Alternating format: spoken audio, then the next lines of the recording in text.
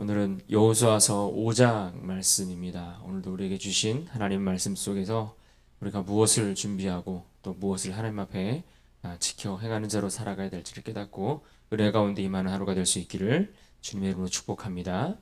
여호수아서 5장 말씀을 우리가 살펴보는데요. 이스라엘은 광야에서 지난 40년이라는 긴 시간을 보냈습니다. 이들에게 있어서 이 광야에서의 40년, 그 시간들은 한마디로 그들을 말씀 가운데 하나님의 말씀 안에서 훈련하는 시간이었다라고 이야기할 수 있습니다. 하나님만 의지하며 하나님만 붙들고 살아가는 법을 배울 수 있었고 그것들을 훈련하는 시간이 광야에서의 시간이었다라고 할 수 있습니다. 그리고 이 시간이 지나고 비로소 이들이 요단강을 건넜습니다.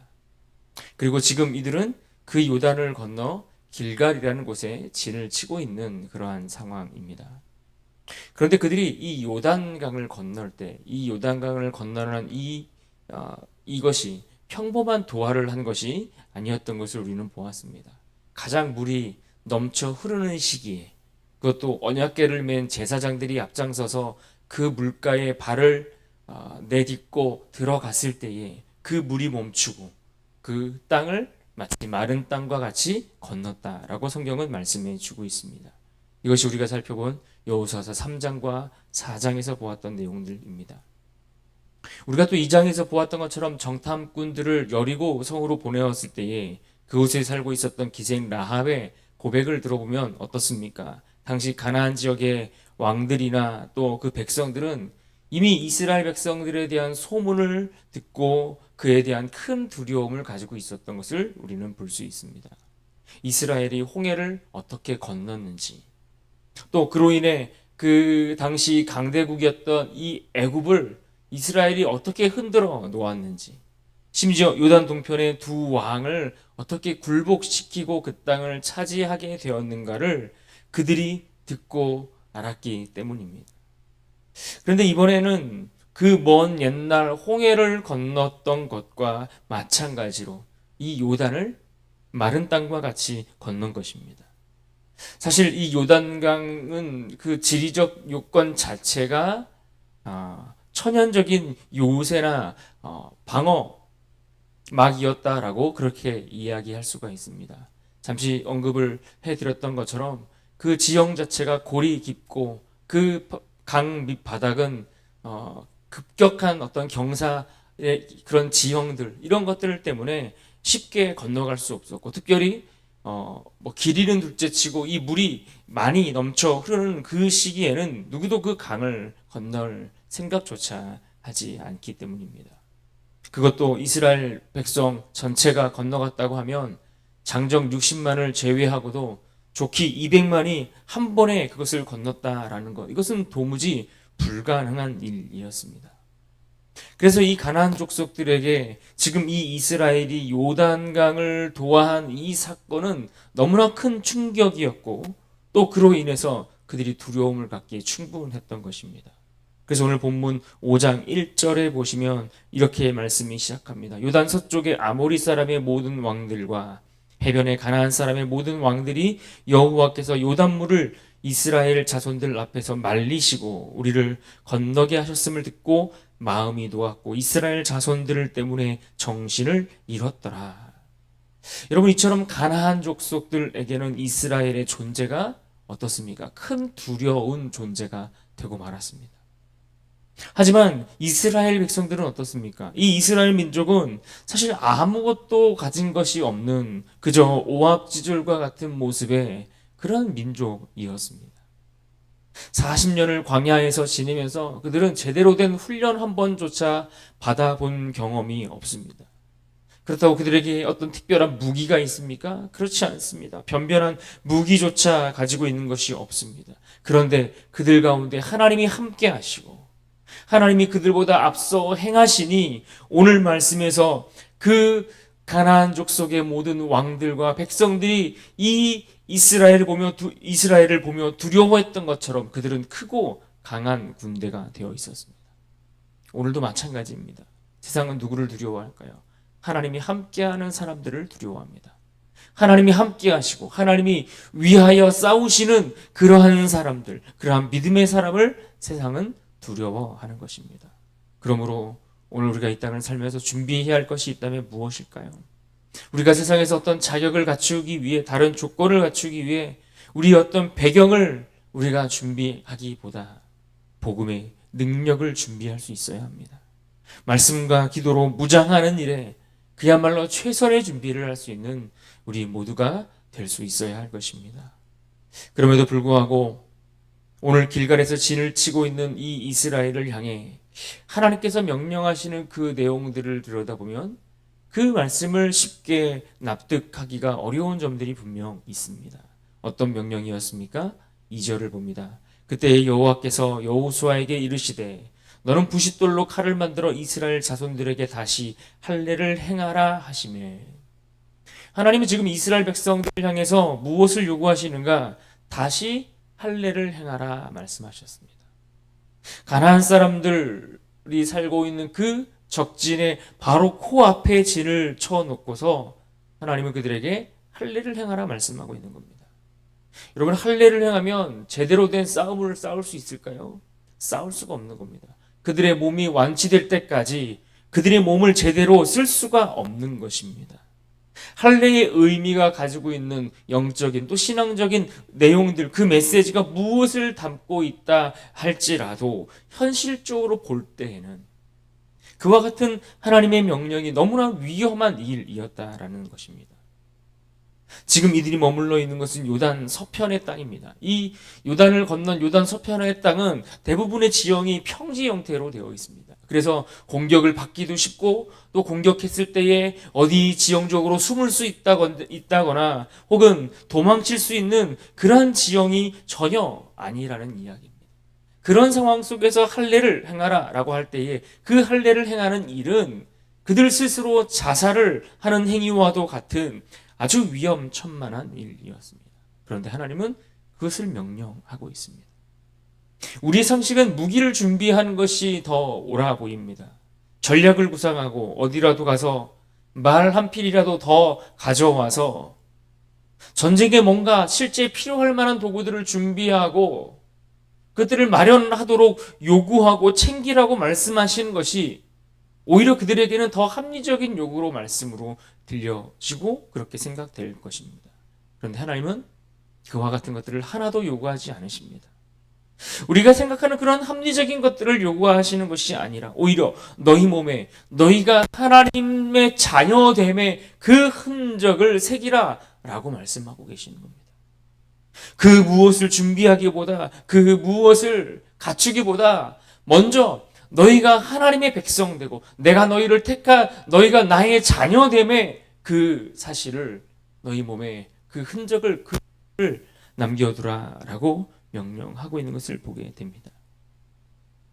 우리는 이러한 하나님의 명령과 이 말씀의 요구를 통해 우리는 다시 한번 이 이스라엘이 싸우고자 하는 그 싸움의 성격이 그 전쟁의 성격이 과연 어떠한 것인가를 다시 한번 생각해 보고 확인할 수가 있습니다.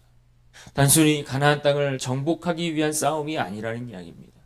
그저 그 땅을 차지하고 그 땅의 물질을 그 땅의 어떠한 소유물들을 그들이 취하기 위한 싸움이 아니라 하나님의 나라를 그 땅 가운데 하나님이 택하신 백성들을 통해 세워가기 위한 거룩한 전쟁이라는 사실을 깨달을 수 있게 되는 것입니다. 그래서 이 적들이 언제 쳐들어올지 모른다는 두려움, 또 그러한 상황들 속에서 내가 어떻게 행동해야 할까, 이런 아주 복잡한 상황들 속에서 그들이 얻을 수 있는 득과 실을 계산하기에 앞서 그들은 먼저 하나님의 말씀을 듣고 순종하는 것, 이것이 가장 우선적으로 필요했다라는 사실을 볼 수 있습니다. 그렇습니다. 하나님과 우리가 바른 관계를 맺는 일, 그것은 너무나 중요한 일입니다. 하나님과 우리 사이에 어떤 관계로 우리가 어떠한 관계를 잘 맺고 살아가는가, 그 바른 관계를 맺는 것은 우리의 그 어떤 합리적인 계산들보다 앞서는 것이라는 사실을 우리는 기억해야 합니다.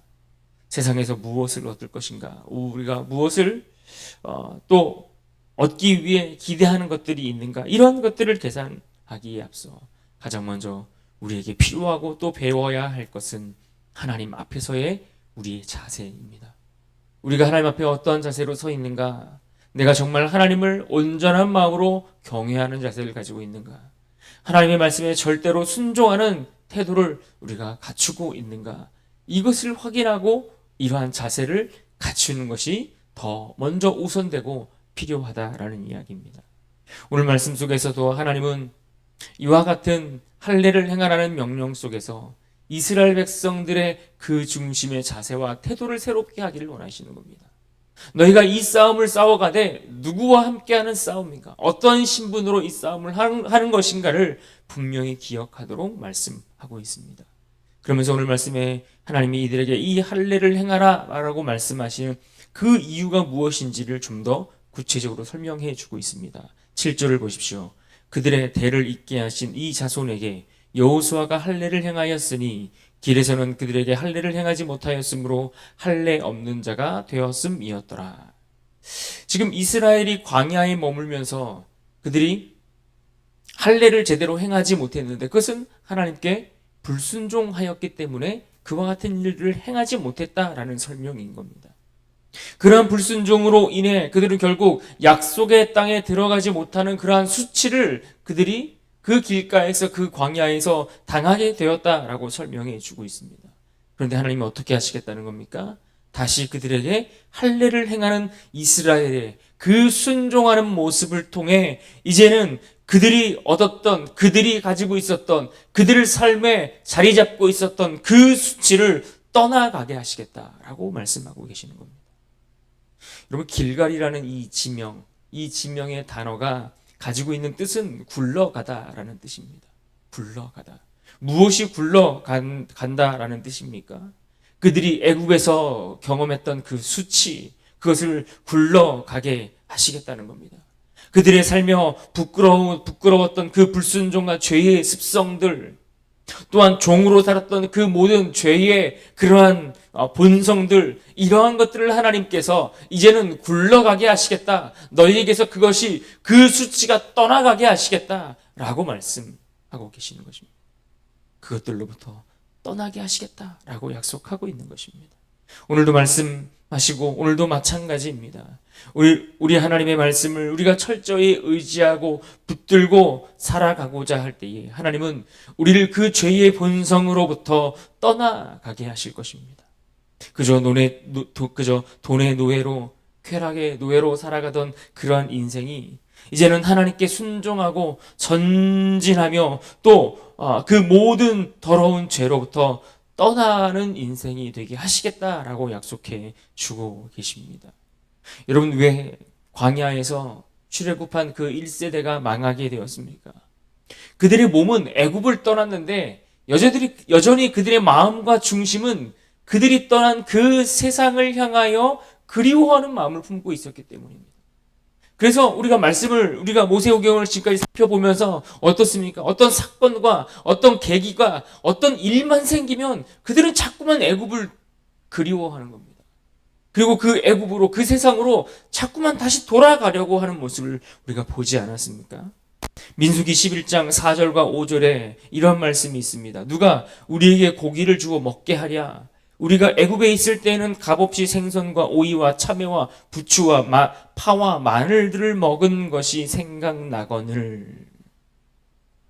그들은 애굽을 떠났음에도 불구하고 하나님 안에서 세상을 떠났음에도 불구하고 여전히 그들의 마음과 중심과 생각에는 그 세상을 향하여 그리워하는 마음이 이와 같이 있었던 것을 우리가 볼 수 있는 겁니다.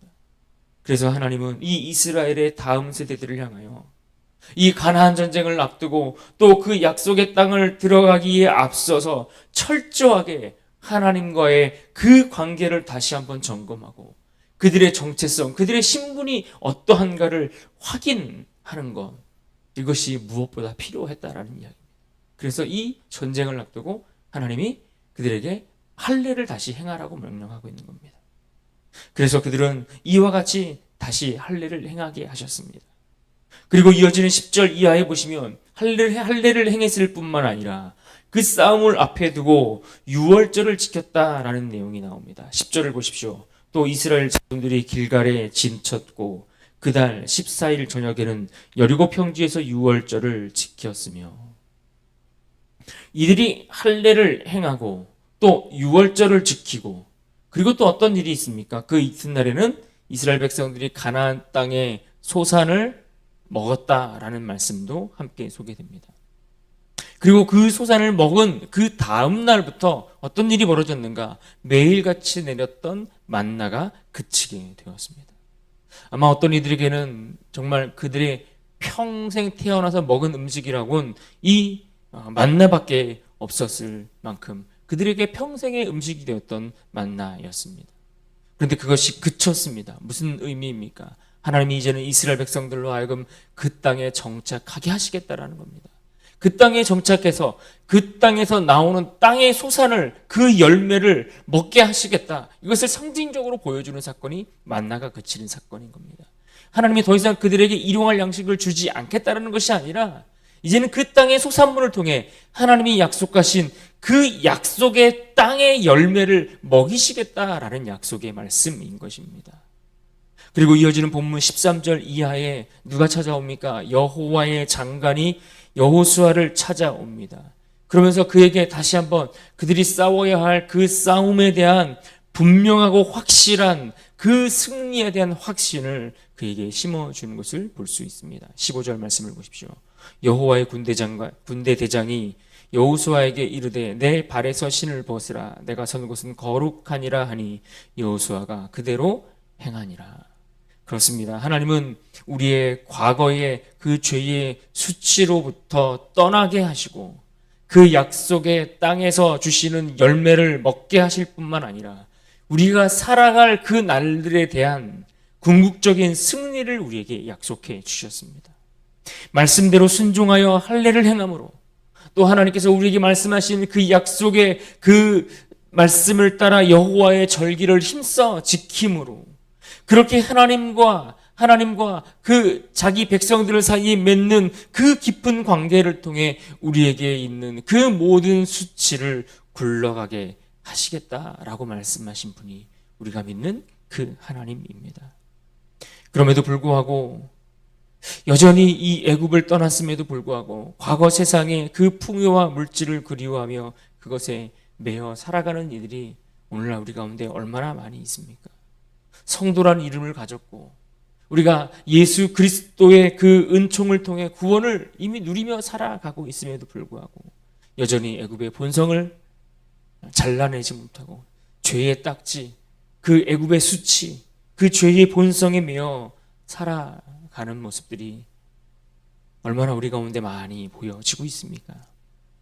더 이상 이 세상의 노예로 살지 않고 더 이상 그 애굽의 수치를 가지고 살아가지 않고 그것을 굴러가게 하시고 그것을 떠나가게 하심으로 하나님의 참된 백성으로 살아가고자 그러한 백성으로 삼고자 다시 할례를 행하라 말씀하시는 그 하나님의 명령 앞에 그 말씀 앞에 오늘 우리가 다시 한번 귀를 기울여야 할 것입니다. 그런 의미에서 오늘 본문 2절의 말씀을 내게 주시는 말씀으로 듣고 순종하여 복을 얻을 수 있는 귀한 인생이 될 수 있기를 주님의 이름으로 축복합니다. 우리 2절 말씀 같이 읽겠습니다. 2절입니다. 시작. 그때에 여호와께서 여호수아에게 이르시되 너는 부싯돌로 칼을 만들어 이스라엘 자손들에게 다시 할례를 행하라 하시매. 아멘. 우리가 이 말씀을 듣고 우리의 마음의 할례를 행함으로 하나님 앞에 우리의 삶의 근본과 그 중심을 다시 한번 세워가는 복된 인생 될 수 있기를 간절히 바랍니다.